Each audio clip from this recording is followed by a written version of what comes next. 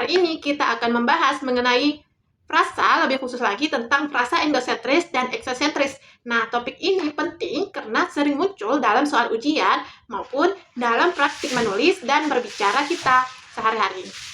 Nah, tapi tenang aja, kita akan bahas pelan-pelan dan jelas pakai contoh-contoh yang bisa kita ketemui dalam kehidupan sehari-hari juga ya. Nah, sebelumnya saya ingin berpantun nih teman-teman, dengerin ya. Jalan-jalan ke kota Surabaya, membeli batik di pagi buta. Mari belajar tentang frasa, gabungan kata penuh dengan makna. Belajar bahasa janganlah jenuh, karena ilmunya sangat berguna. Frasa dipahami dengan sungguh-sungguh, belajar bahasa jadi indah dan bermakna. Baik, langsung saja mari kita mulai sebelum kita masuk ke pembahasan frasa endosentris dan frasa eksosentris. Nah, di sini saya akan menjelaskan definisi frasa terlebih dahulu. Nah, apa sih yang dimaksud dengan frasa? Jadi teman-teman, menurut Ramlan, frasa itu adalah satuan gramatikal yang terdiri dari dua kata atau lebih yang menduduki satu fungsi dalam kalimat. Nah, artinya meskipun frasa itu terdiri dari beberapa kata, ia berfungsi sebagai satu unit saja dalam kalimat. Ingat ya teman-teman, hanya berfungsi sebagai satu unit saja dalam kalimat. Nah, contohnya apa? Saya ambil itu contohnya kalimat gedung sekolah ini masih baru. Nah, gedung sekolah ini adalah frasa. Meskipun terdiri dari tiga kata, frasa dari gedung sekolah ini hanya berfungsi sebagai subjek.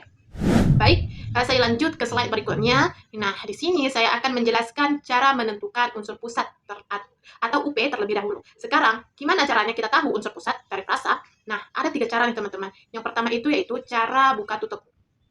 Nah, kita coba hilangkan satu unsur dan lihat apakah makna utamanya itu masih terasa. Contohnya seperti frasa sepatu olahraga baru. Kita coba buka tutup, kalau kita tutup olahraga baru, tinggal sepatu, masih masuk akal ya teman-teman. Tapi apabila kita tutup kata sepatu, tinggal olahraga baru, jadi maknanya itu kabur ya teman-teman. Jadi sepatu adalah unsur pusat. Kemudian yang kedua yaitu cara semantik atau makna. Nah, di sini kita lihat unsur mana yang maknanya itu paling inti. Contohnya, frasa guru matematika. Nah, yang paling penting itu adalah maknanya ya teman-teman. Makna dari frasa guru matematika adalah kata guru. Karena kalau kita cuma bilang matematika, itu kan mata pelajaran. Tapi kalau kita bilang guru, sudah merujuk ke orangnya. Jadi, guru itu adalah unsur pusatnya. Nah, kemudian ada cara fungsi sintaksis. Nah, jadi coba kita lihat frasa itu menempati fungsi apa dalam kalimat. Nah, contohnya seperti anak kecil itu sedang menangis. Nah, frasanya kita ketahui anak kecil itu. Kalimat ini adalah subjek, itu frasa. Maka UP-nya itu adalah anak, karena itu inti dari subjek. Nah, baik teman-teman, saya geser ke slide berikutnya. Baik, di sini kita akan masuk kepada frasa endosentris. Nah, frasa endosentris itu frasa yang punya unsur pusat di dalam frasa itu sendiri. Nah, artinya frasa ini berdiri dari dalam. Ada tiga jenis frasa endosentris yang akan saya bahas. Yang pertama itu frasa endosentris koordinatif. Nah, kita catat ya teman-teman, ciri-cirinya adalah semua unsurnya itu adalah unsur pusat.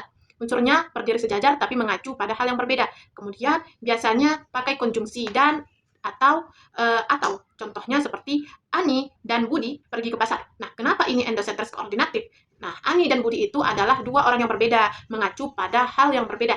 Nah, jadi dua-duanya adalah pusat, bisa berdiri sendiri sebagai subjek. Nah, coba kita tes buka tutup yang sudah saya jelaskan tadi. Nah, kita tutup kata Budi. Jadi, Ani pergi ke pasar. Kan masih nyambung kan teman-teman? Kemudian, kalaulah kita tutup kata Ani jadi Budi pergi ke pasar, tetap nyambung juga ya teman-teman. Jadi, dua-duanya itu bisa berdiri, berarti ini termasuk frasa endosentris koordinatif.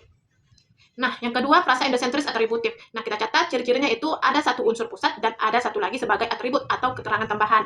Nah, atribut ini menjelaskan pusatnya. Contohnya seperti kucing hitam itu sedang tidur. Nah, UP-nya apa? Ya, kucing.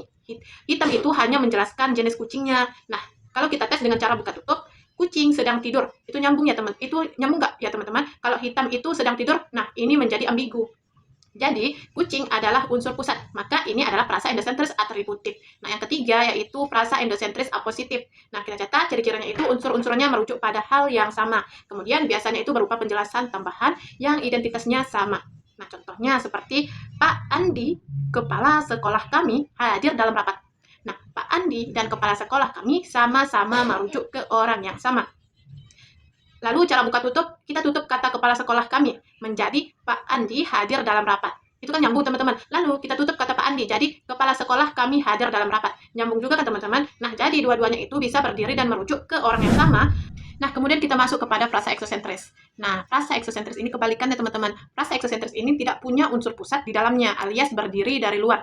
Nah, biasanya frasa ini tidak bisa berdiri sendiri dan butuh bantuan struktur lain dalam kalimat. Nah, jadi frasa eksosentris ini ada dua jenis, yaitu frasa eksosentris konjungtif. Nah, kita catat ciri-cirinya itu adalah ditandai dengan adanya konjungsi atau kata penghubung waktu, sebab, akibat, dan lain-lain. Kemudian diikuti oleh klausa, bukan hanya kata. Contoh, ketika bel berbunyi, siswa-siswa berlari keluar. Nah, ketika bel berbunyi adalah frasa eksosentris konjungtif. Nah, kenapa? Karena dia terdiri dari konjungsi ketika diikuti oleh klausa bel berbunyi. Nggak bisa berdiri sendiri. Jadi ketika bel berbunyi, terus apa? Nah, itu artinya petanda saja, butuh klausa utama. Nah, kemudian ada yang namanya frasa eksosentris disjungtif. Nah, ciri-cirinya itu ditandai dengan kata depan seperti untuk, dari, di, ke, dan lain-lain. Nah, frasa ini biasanya berfungsi sebagai keterangan. Nah, contohnya, untuk ibu, aku ingin menjadi anak yang baik. Nah, untuk ibu adalah frasa eksosentris disjungtif. Nah, kenapa? Karena dia mulai dengan kata depan untuk dan tidak bisa berdiri sendiri sebagai subjek atau predikat. Nah, coba kita uji. Untuk ibu, nggak lengkap sebagai subjek atau predikat, maka ini frasa eksosentris disjungtif ya, teman-teman.